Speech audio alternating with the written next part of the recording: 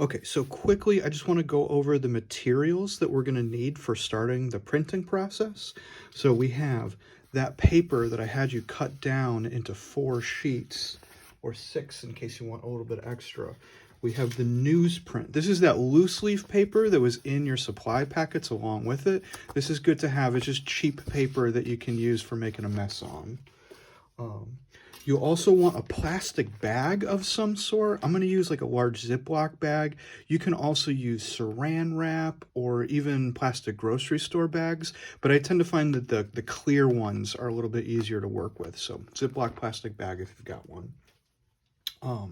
Next, you're going to want some sort of soft cloth. So I just have an old white t-shirt that I tore into a little piece of cloth. So I'll use that. You can also use like any kind of like a light rag or a soft rag for wiping our plates with.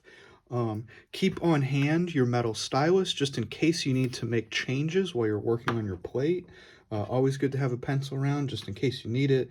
Our little baby wooden spoon, this is what we're going to do for applying pressure on our plate, so have that on hand. Tape, always a good idea to have tape on hand. Scissors in case you need it.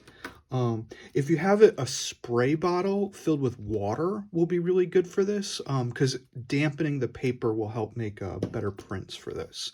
There's only one thing that you need for now out of our printmaking kit, and that's the black ink. So open up your kit, find the black ink, black printing ink, black, and then pull that out, and you can just put this aside and we'll use it later. Paper towels, always a good idea to have paper towels on hand. Also, if you want to keep your hands a little bit cleaner, it might be a good idea to have some nitrile gloves on hand too. So I always use gloves. This ink is relatively safe to work with. I just find that it helps keep things a little bit cleaner if we're wearing gloves.